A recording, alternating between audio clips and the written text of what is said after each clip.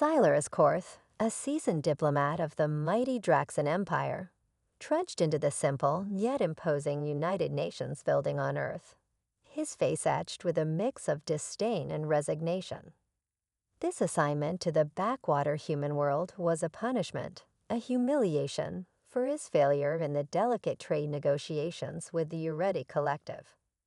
The Draxan High Command had given him an ultimatum: either establish diplomatic ties with these primitive humans and bring them into the galactic fold, or be executed for his incompetence.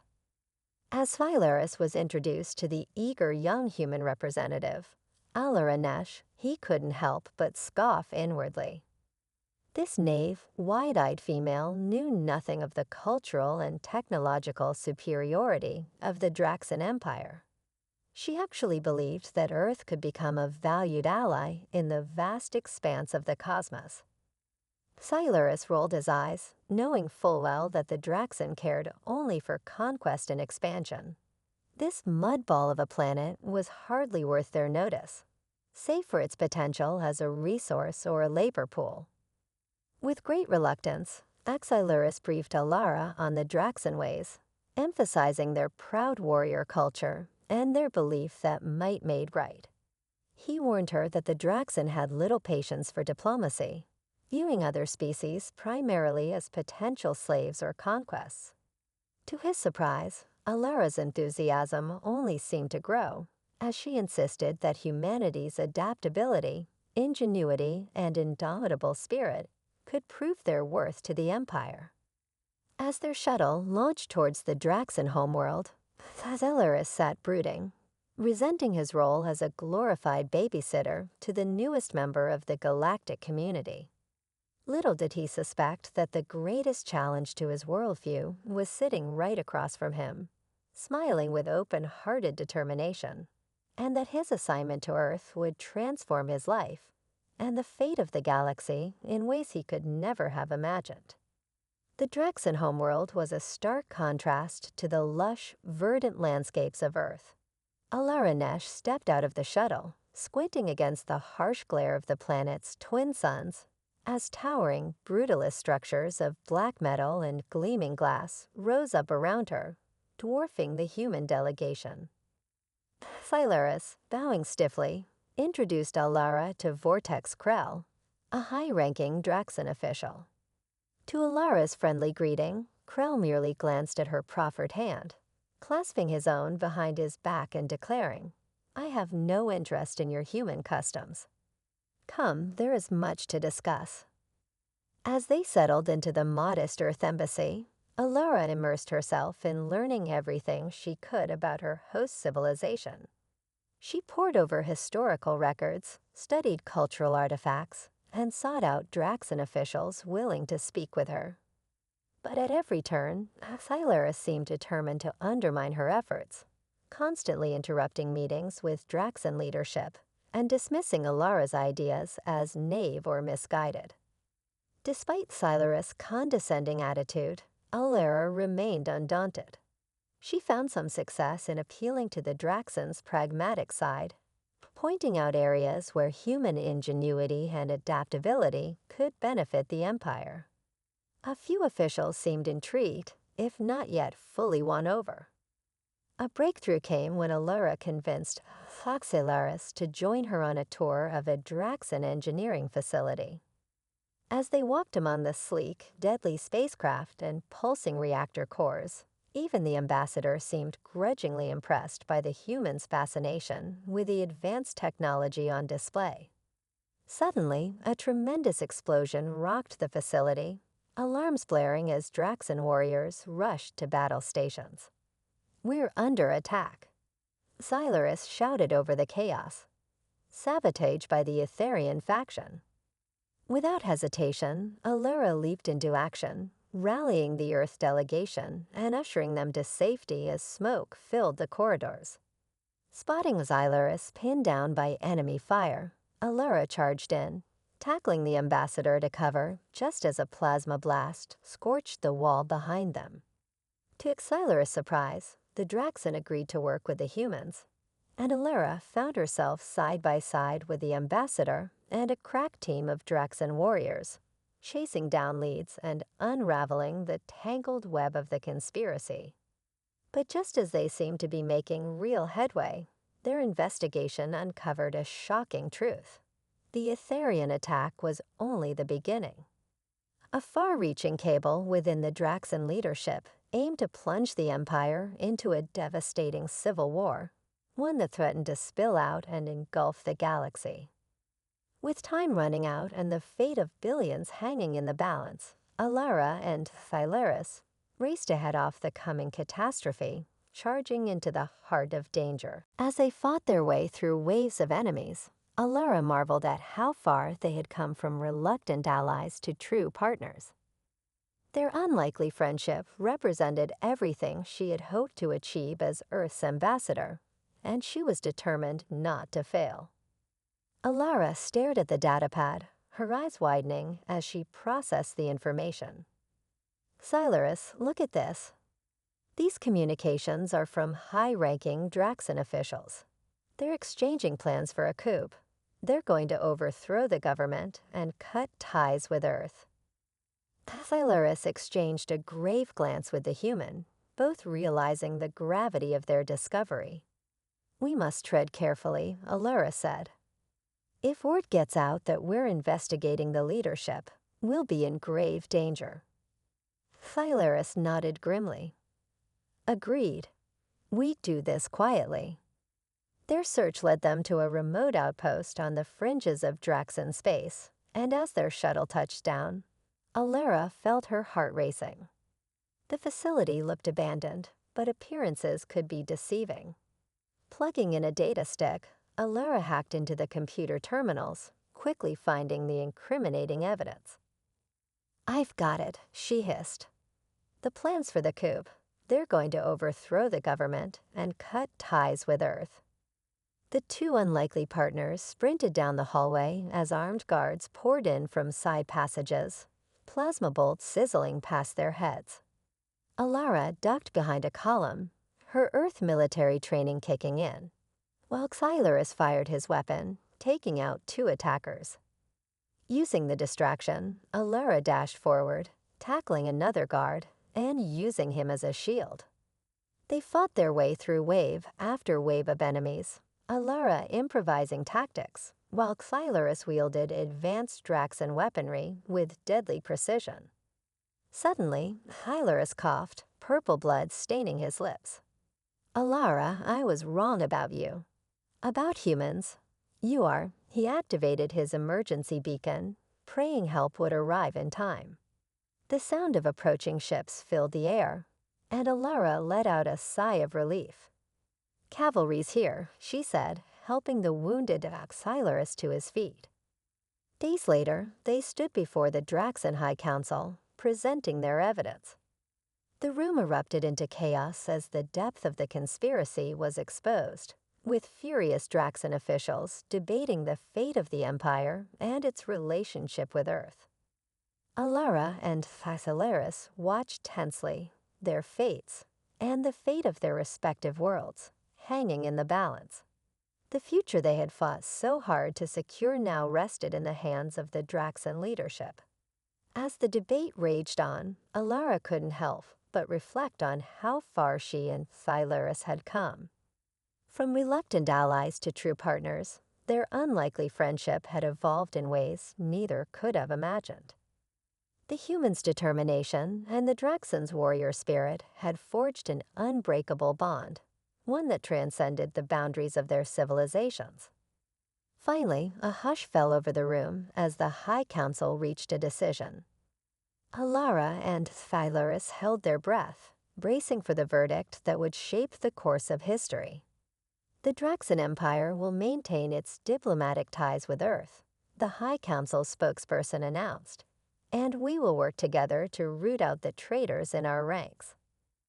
A wave of relief and pride washed over Alara, while Thylaris felt a strange mix of emotions, a grudging respect for the humans, and a growing realization that his views of their species had been too narrow. As the meeting adjourned, Alara approached Thylaris, extending her hand. "I couldn't have done this without you, my friend," she said sincerely. Thylerus stared at the proffered hand, then firmly clasped it, a newfound understanding in his eyes. "It is I who was mistaken, Alara. Humanity has proven its worth, and I am honored to call you an ally." The two walked side by side, already discussing plans for deeper cooperation and cultural exchange between their worlds. The path ahead was uncertain, but they were determined to forge a future where the Draxan and humanity could stand as equals, united in their pursuit of progress and mutual understanding. In that moment, the weight of two worlds rested on their shoulders, and Alara knew that failure was not an option. With Epsilurus by her side, she was confident that they could navigate the complexities of galactic politics and pave the way for a new era of peace and prosperity. As the shuttle carrying Alara and Epsilurus approached the Draxan home planet, the majestic twin suns loomed large in the sky, casting a harsh, fiery glow over the sprawling metropolis below. Alara couldn't help but marvel at the towering spires of gleaming obsidian and shimmering glass that pierced the horizon, a testament to the technological prowess of the Draxan Empire. Silarus, ever the stoic diplomat, remained silent, his expression unreadable as he guided the human emissary through the bustling streets of the capital city. Alara couldn't help but feel a growing sense of unease, the weight of her mission bearing down on her with each step. Upon their arrival at the Draxan High Council chambers, Alara was struck by the sheer grandeur of the ornate, cathedral-like space. Towering columns of carved black stone supported a vaulted ceiling adorned with intricate murals depicting the Draxans' storied history of conquest and expansion. Alara felt dwarfed by the imposing presence of the assembled Draxan elders, their piercing gazes boring into her as Silarus formally introduced her. As the proceedings began, Alara couldn't help but feel a sense of trepidation. The fate of her homeworld, and indeed the future of the entire galaxy, rested on the whims of these formidable figures. Silarus stood beside her, a silent pillar of support, and Alara drew strength from his presence, determined to navigate the treacherous waters of Draxan politics with grace and unwavering conviction. The debate raged on, the Draxan elders trading barbs and accusations, each faction vying for the upper hand. Alara listened intently, her mind racing as she sought to discern the underlying currents of power and influence that swirled through the chamber. Finally, a hush fell over the room as the High Council reached a decision, the weight of their words palpable in the charged silence. The Draxan Empire will maintain its diplomatic ties with Earth, the spokesperson announced, his voice booming with authority. However, we will not tolerate any further undermining of our sovereignty. The human emissary and the ambassador will work together to root out the traitors in our midst. Alara felt a surge of relief, but also a growing sense of trepidation. The stakes had never been higher, and the path forward was fraught with peril. She turned to Silarus, her eyes shining with a newfound respect and admiration for the Draxan ambassador. "We did it," she murmured, her voice barely above a whisper. "But the true challenge lies ahead." Silarus nodded, his expression unreadable. "Indeed, Alara. The future of our peoples hangs in the balance. We must tread carefully, for the fate of worlds rests on our shoulders." With that, the two unlikely allies strode forth, their steps in sync as they prepared to navigate the treacherous labyrinth of Draxan politics and uncover the truth behind the conspiracy that threatened to tear the galaxy apart. The corridors of the Draxan High Council building were a maze of towering columns and shadowy alcoves, each step fraught with the potential for unseen danger. Alara and Thysilaris moved with a cautious grace, their eyes constantly scanning their surroundings for any sign of lurking threats. As they descended into the lower levels, the oppressive grandeur of the upper chambers gave way to a more utilitarian, industrial aesthetic. The air was thick with the acrid scent of ozone and the rumble of distant machinery, a constant reminder of the Draxan Empire's formidable technological prowess. Silaris led the way, his pace steady and his posture rigid, betraying none of the unease that Alara knew must be churning within him. She marveled at the ambassador's composure, his years of experience in the diplomatic course clearly serving him well in the face of such high-stakes peril. Suddenly, Silaris raised a hand, signaling Alara to halt. His keen senses had detected the faint sound of voices echoing from a nearby corridor, their tones hushed but urgent. Exchanging a silent nod, the two moved forward cautiously, their footsteps muffled by the thick carpeting that lined the hallway. As they drew closer, the muffled voices became more distinct, and Alara could make out the telltale rumble of Draxan speech. Silaris paused, pressing his back against the wall, and motioning for Alara to do the same. Carefully, they peered around the corner, their eyes widening at the sight that greeted them. A small group of Draxan officials, their robes and insignia marking them as members of the High Council, were engaged in a heated discussion. Alara strained to make out their words, her heart pounding in her chest as she realized the gravity of what she was witnessing. "The humans cannot be trusted," one of the Draxan hissed, his tone dripping with venom. "They are a liability, a weakness that will ultimately bring about the downfall of the Empire." Another nodded solemnly, his brow furrowed with a deep, abiding conviction. "We must sever all ties with Earth, eliminate the human emissary, and crush any dissent within our own ranks. The future of the Draxan demands it." Alara felt the blood drain from her face, her hands clenching into trembling fists at her sides. She glanced at Silaris, her eyes pleading for his guidance, his support. The ambassador's expression, however, was unreadable, his features etched in a mask of stoic contemplation. In that moment, Alara realized the true depth of the danger they faced. These were not mere rogue elements, but high-ranking members of the Draxan leadership, driven by a fanatical agenda that threatened to plunge the entire galaxy into chaos. And with Silaris' loyalties still uncertain, she knew that she could trust no one but herself. Steeling her resolve, Alara moved to step forward, determined to confront the conspirators and expose their treachery. But Silaris' hand on her arm stopped her, his grip firm and unyielding. "Not yet," he murmured, his voice barely above a whisper. "We must tread carefully, Alara. The fate of two worlds hangs in the balance." Alara stared at Silaris, her brow furrowed with a mix of confusion and frustration. "But we can't just stand by and let them conspire against us." "Against Earth," she hissed, her words barely contained. The Draxan ambassador held up a hand, his expression grave. "I understand your urgency, Alara, but we must be cautious. These are powerful individuals, deeply entrenched within the Draxan power structure.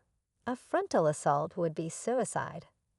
Alara opened her mouth to protest, but Silaris cut her off, his tone firm but not unkind.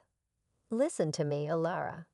I have spent decades navigating the treacherous waters of Draxan politics. If we are to succeed, we must move with precision and cunning. One wrong step, and everything we have fought for will be lost." Reluctantly, Alara nodded, her shoulders slumping with the weight of the burden they now carried. "Then what do we do?" she asked, her voice tinged with a hint of desperation.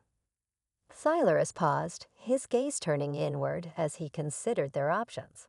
"We must gather more information, build a stronger case against the conspirators. And we must do it without alerting